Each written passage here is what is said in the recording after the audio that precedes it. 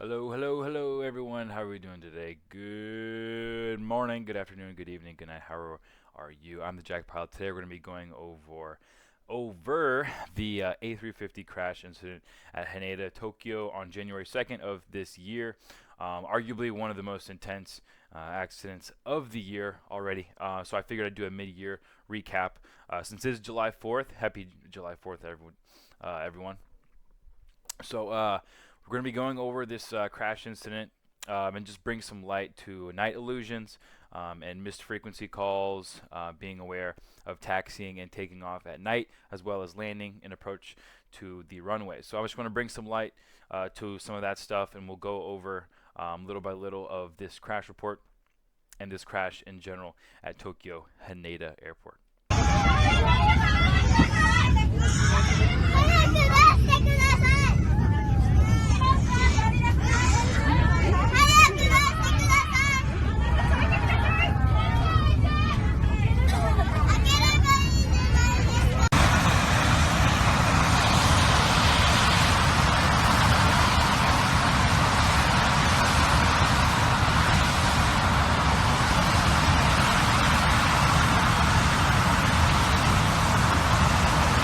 So, a very intense moment by the passengers, of course, of the Japan Airlines A350. This crash was on Tuesday, the 2nd January 2024, by Japan Airlines A350-900. There was 379 people on board this aircraft. Thankfully, there were 0 fatalities on board this aircraft, but the other fatalities, the 5, include the other aircraft, the DC-8 by the Japanese Coast Guard. Everyone sadly had fatal injuries except for the captain. The captain was the only one to survive of the DC-8. So very tough for him. So we'll go over this. The DC-8, which was on its way to transport supplies to Niigata in response to Noto Peninsula earthquake, which happened the day before, had taxied on a 3-4 right via taxiway Charlie 5 as Japan Air 516 was on final approach. Japan Airlines was on final approach. After touching down, the A350 struck the DC-8. The nose section of the A350 suffered severe damage. The Airbus slid over the runway about 1,700 meters until it veered to the right, coming to a stop to the runway just before the intersection Charlie 11, and a fire erupted in both aircraft. All occupants on the A350 evacuated safely via forward left 1, right 1, and L4 doors, slides I should say, and one passenger suffered severe injury or severe cracks in the ribs, bruises, so it looks like some of the passengers got banged up a little bit. But yeah, we're going to debrief a little bit of this on what actually happened. We'll go audio by audio. Thankfully, the Vast Aviation YouTube channel has this from about 5-6 months ago, so we'll go over this report. It's only about 2.5 minutes long, so we'll go over this real quick.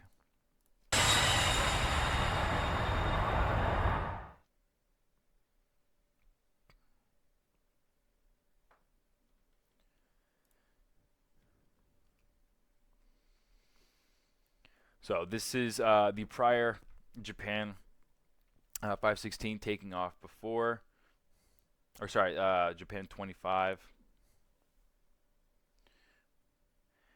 Then you'll see in 1 second. So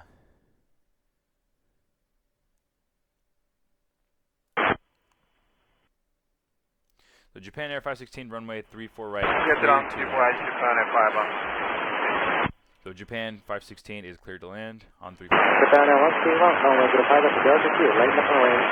Runway 05 at Delta 2, line up and away, Japan Air 131. You see the DC-8 right here, 22 Alpha. All right, they say Tokyo Tower, good evening, number 1, taxi to holding point Charlie 5. My camera's in the way.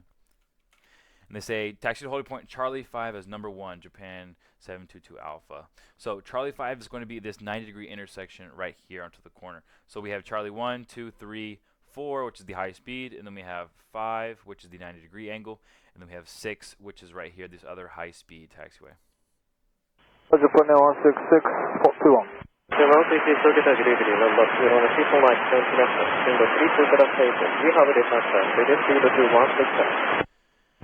So the Japanese Coast Guard aircraft DC-8 is actually taxiing onto the runway when they were not even told to line up and wait. It is nighttime. At this time, it is 5:46:13 over in Japan at this time of year in January. It gets very dark very early. So maybe the captain and first officer of this aircraft decided they thought they had cleared for takeoff, or at least cleared to line up and wait on 3-4 right. 164 right, continue approach, Japan 166, good evening. Alright, so surveillance cameras revealed that Japan 722 Alpha lined up on the runway and stood there for about 43 seconds before the impact. Now the Japan 516 A350 900 is coming down onto the runway, and as soon as they touch down right about here, and then their nose wheel is going, or their nose gear is going to actually hit the T-tail of the de Havilland DC-8. And now Japan 131, we have a fire on the runway 34 right. Japan 131, horizontal ground. Japan 166, go around. Japan 166, going around. So this is going to Japan 166, thank you. Fly heading 030, maintain 4000. 030, 4000, Japan 166. All departure from runway 34, we access all from.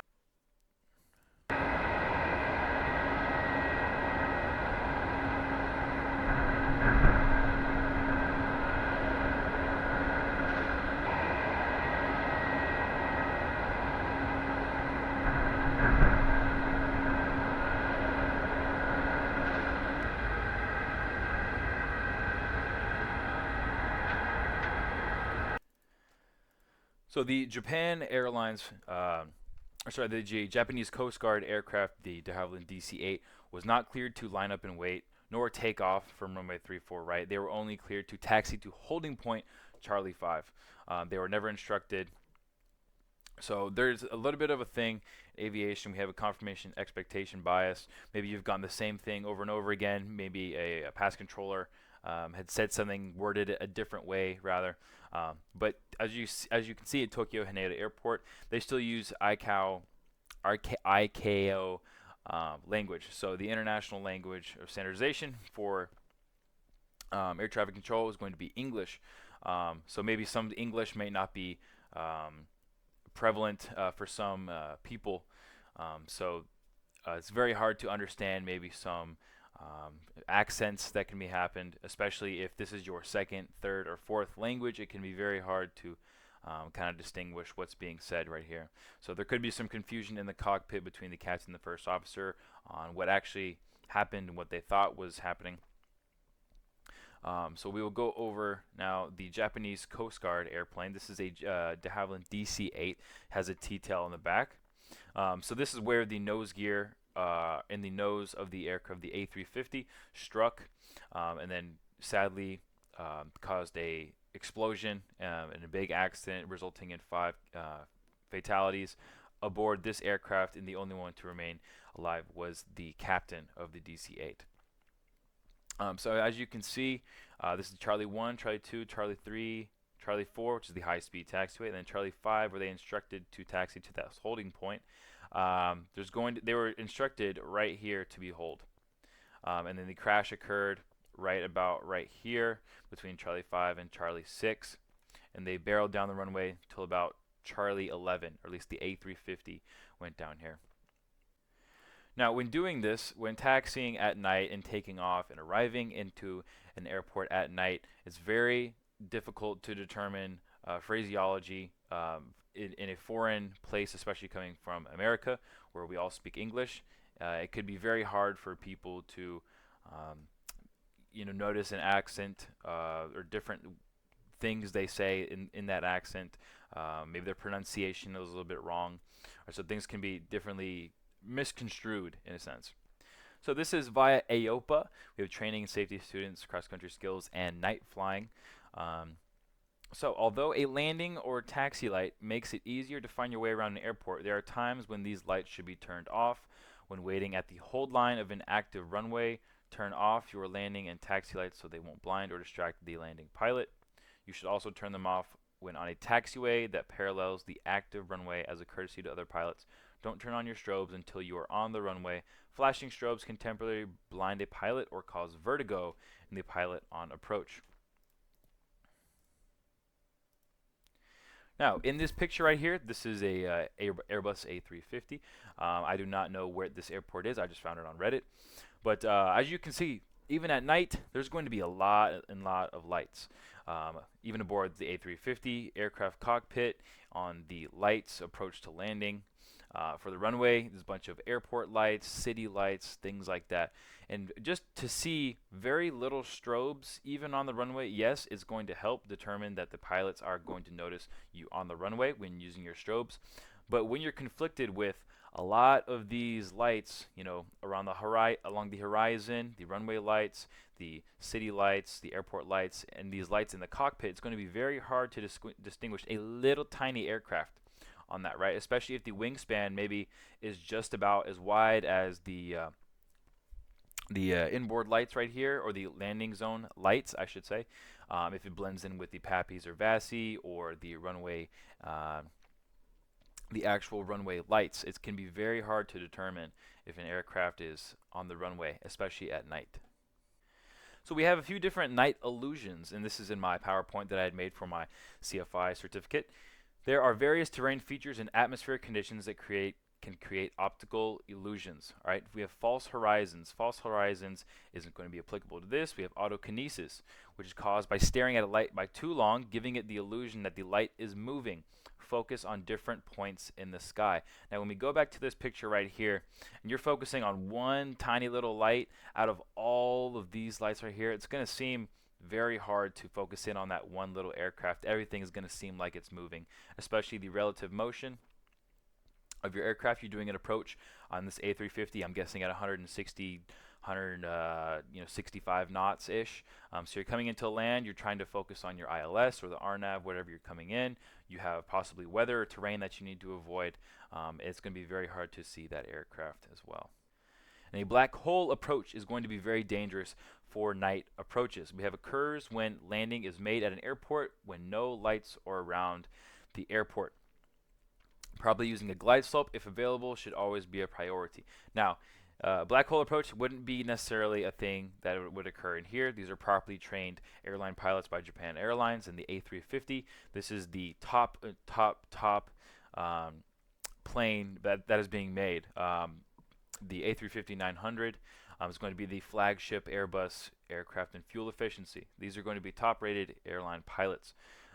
Although things can still get in the way of noticing a little tiny DC-8 on the runway. So this is going to be the Jeppesen version of the Tokyo International Haneda Airport. The Japanese air cargo, or sorry, not the air cargo, the Coast Guard was taxiing down here onto Charlie 5, the holding point Charlie 5, as it clearly states. And then the Japan Airlines 516 was coming in on 34 right, and the touchdown zone right about here is roughly about between 15 and 1700 feet of that, out of this 11,000 over here. So we have Charlie 1, which is down here. 2, 3, 4 is the high-speed taxiway. 5 is this 90-degree angle. And 6 is going to be the other high-speed taxiway. So just in between right here. And since the DC-8, it has a very significantly short takeoff distance compared to an airliner. They were doing an intersection takeoff from Charlie 5. So it's very important to be always aware of your surroundings. Even when taxiing in and out of an airport like this, always be up to date on your English as well. Since we are pilots, the international standardization of ATC lingo is going to be in English. So if it's been a while since you've been flying, make sure to brush up on your English. And us being, I'm an American pilot, being in America, it's going to be a lot easier to communicate with ATC rather than improper phraseology used by maybe some other international over international waters, ATC people or pilots. So always use standard phraseology. Make sure you have your confirmation that you are actually cleared for lining up on the runway, and we should always be Keying up on the mic, ATC, confirm with ATC, hey, are we cleared on the runway? Are we cleared to line up and wait? Are we cleared for takeoff? And they'll just say yes or no, and they'll just say hold in position, traffic approaching prior to your arrival, or whatever it is. I'm not an ATC person, of course, but yeah, always be aware of your surroundings, especially at night. It can be very dangerous. As you can see in right here, this is going to be the next morning of the Airbus A350, and this was the previous night. Now, the airport operations people did a very good job of managing this fire, as well as the flight attendants. As you saw earlier on, the flight attendants did a great job of getting the 359 passengers or 357 passengers off this humongous aircraft wide body. Sadly enough, the DC-8, only the captain survived this crash. Now, it's important to note that on the Airbus A350, there was a big fire right in this general direction of the aircraft and underneath the aircraft. So I believe it was a great decision by the flight attendants of Japan Airlines 516 to use the first two slides and the aft left slide. Just because due to this was a lot of fire, and especially being near the engines, there's fuel, and out on the wings there's a lot of fuel. So I believe it was a great decision to do this by the forward two slides and the aft left slide. The ones highlighted in gray are the ones that were not used. And the decision made by the captain and the first officer to do this was at great timing as well. Now, we get into the FAA. You must demonstrate that passengers can evacuate within 90 seconds. That is a minute and a half. And the January 2024 accident took 18 minutes. Now, this is a super jumbo aircraft. This is an A350. It has 360 something seats available, right? There's going to be a lot of people. You have 3 wide and 3 seats per aisle. That's going to be a lot of people to get single file line out of that aircraft. But it's a great job done by the airport operations people. So in reality, in coming out of this situation right here, make sure you brush up on your English. Make sure you brush up on your night proficiency. Brush up on your night currency, because the difference between proficiency and currency aboard this aircraft, especially in aviation, there's a big difference in proficiency versus currency. So make sure when you're adjusting your eyes for night, make sure you have everything properly planned out and you're listening to proper ATC phraseology and things that they're telling you to do in the instructions. So that is going to be it for this video. I hope you guys are having a great day. I hope you get a bunch of barbecue done in your system today on the 4th of July 2024. So I'm the Jack Pilot. I hope you have a great rest of your night. Until then, maintain VFR, bring train to prove. See you!